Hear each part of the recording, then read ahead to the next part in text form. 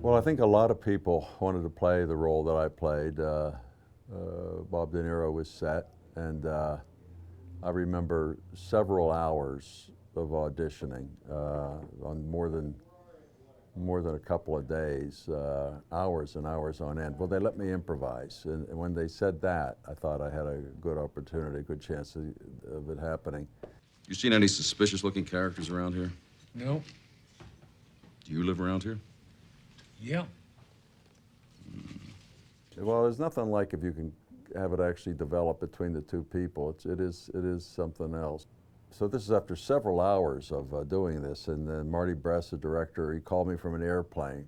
He wanted me to fly out to do a screen test. And I said, well, what is it you want to see that you haven't seen? Because I'm a director, you know. And I couldn't hear what he said. Well, when you do a screen test, you have to agree to a payment. What you would get if they want, you have to agree to that ahead of time. So I asked for like 4 times what I had been getting.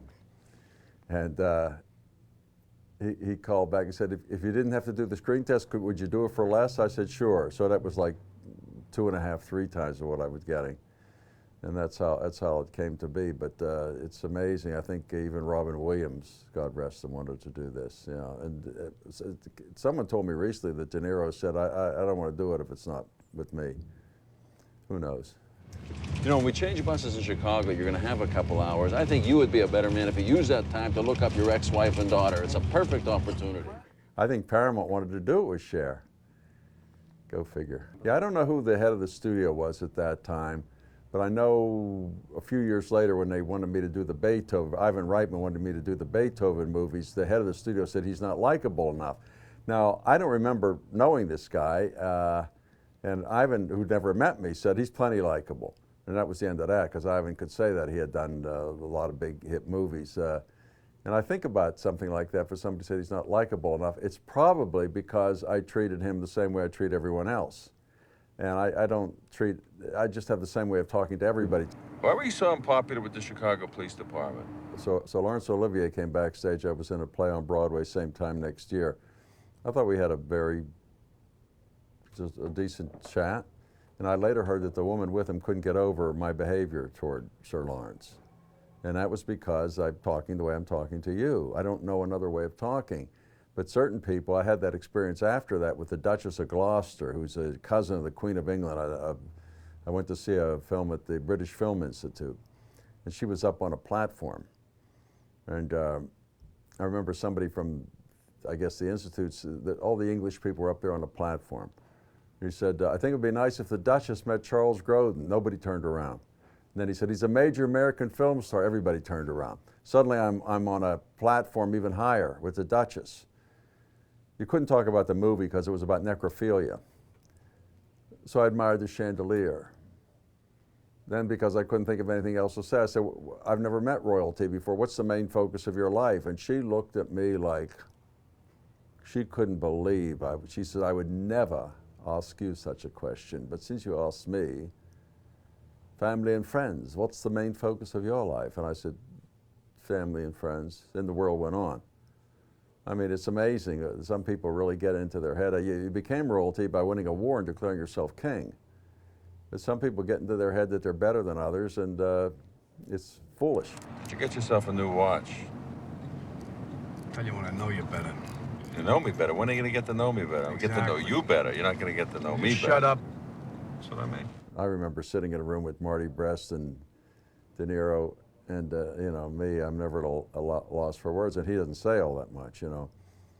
What about and he says, why doesn't somebody type up what Chuck is saying? Never forget that. Are you familiar with a dish, of a potato dish, a Lyonnaise potato? It's a kind of a fried potato. He did whatever he was doing, and it seems to work for him. I don't even know. It's hard for me to even, I just kind of relate to the situation instinctively and just go with that.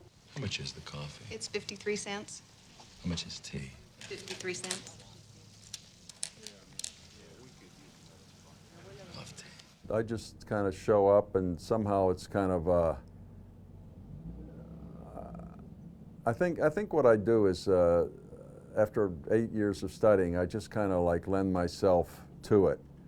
And there I am with this guy. He's taking me into where I'll probably be killed, and I can just go with it. I just go with that reality and listen to what he's saying and what's going on, you know. It's just, what helps that I don't deal with nerves. That's a big deal. And because I've done a fair share of directing, it's unusual. Most people do deal with nerves. It's kind of natural to deal with nerves. I like to say to people that I'm never more relaxed than when I do a one-man show, because no one will say, why is he talking? Jack, you're a grown man. You have control over your own words. You're goddamn right I do. So here come 2 words for you. Shut the fuck up. This is very dramatic. I don't know if it's the kind of thing you want to even use, but I remember in that scene where we're going to visit his ex-wife.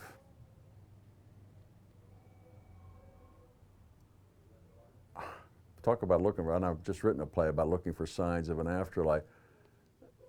I got word that my ex-wife, my first wife, died that day that we were visiting his wife. I had a very unusual first marriage. We weren't even a couple, but neither one of us believed in abortion. So we had a baby, and she left after 2 years. Well, people must have thought I was a maniac. Why would you leave with a 2-year-old baby? She came back, left after 4 years. And then we got divorced in 1967. And I continued to relate to her as though she was my wife. I paid the bills and bought her a house in Sag Harbor and all this stuff. And she told our daughter, who's now the age she was when she passed, I'll never forget this, it's so sad and so strange. She said at the end of her life, she said, I think I made a big mistake. He's actually a great guy. She couldn't handle being, I think it was Milt Kamen, there was a comedian, he's deceased now. He had a line, he said, the reason he never got married is because when he'd come home, there'd be someone in his apartment. That was Julie. And it's heartbreaking, really. I mean, I'm married now for 32 years to the only woman I planned to marry or wanted to marry. You know, that happened within 1 hour. That's another strange thing. Within 1 hour, she came to interview me for American Film, and within 1 hour, I'm taking a look at her. You know, very unusual woman. And I mean, it was like 2 months before the wedding. I'm reading Variety, I was doing a lot of movies, and she very casually says to me, oh, there's a story about my dad in Variety. Well, I had never asked any woman, what does your father do? I don't know. I don't know what it says about me. I just didn't. I wasn't. The founder of AMC Cinema invented the multiplex. Started with 8 theaters and turned it into 3,000 theaters. And I got to know him. He was a piece of work, too. I remember sitting with him, and he had divorced my wife's mother at that point. They were divorced, and I don't forget, he said, he called Alyssa's her name. He said, ever been published, Liz? Well, God, she was a critic for the Times of London, and her father didn't seem to know that. So I guess when you have 3,000 theaters, and he came up with an idea. He told me this story. His father had 8 theaters, and he had an idea for something to sell in the lobby that they weren't selling. And his father said, what's that? His father, who's really a tough customer too, I didn't know him. And he said, and my wife's father said, popcorn. And his father slammed his fist down on the table. That is the dumbest idea I have ever heard. Talk about you can't make this up. Jack? What? Which further do you think we have to go? None of your fucking business. No, because, you know, eventually I'm gonna have to go to the bathroom. Shut the fuck up. I particularly remember there's a scene where we jump aboard a freight car of some kind in a train, and we're like, I'm trying to keep him away from me, and he lets himself down through the roof or something like that. We're definitely, he's got a big problem with me, but the scene after that, we seem to be friendly, but there wasn't any scene. So Martin Brest is sitting in a corner of this freight car. De Niro's warming his hands over a fire that he lit, and I'm sitting in the corner handcuffed to the side of the car, and I'm just supposed to do something that makes him friendly with me again.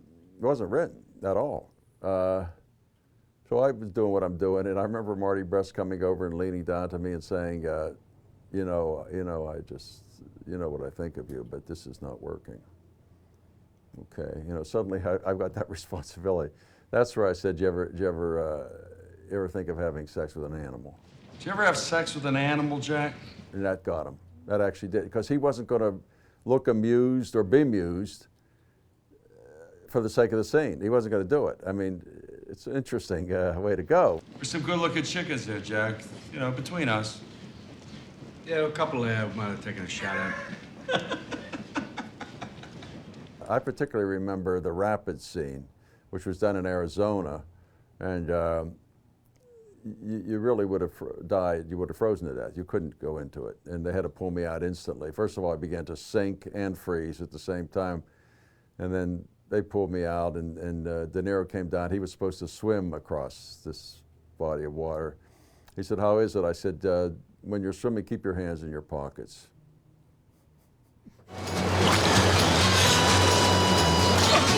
So we went to New Zealand to film that, and I mean, I'm sure it was better. It's a big year, 1987 for me, because my son was born that year. So I remember that, you know, something. Rosa, let me go! Fuck you! You're making it very difficult for me to do the right thing here! I looked at it recently. Yeah, it's a good movie. It's everybody in it. Everybody, you know, the Joe Pantoliano, you know, they're all like, wow, born to play these parts. Yeah, I really had a very good time there. It's my favorite movie. If, you know, to say why, I don't know.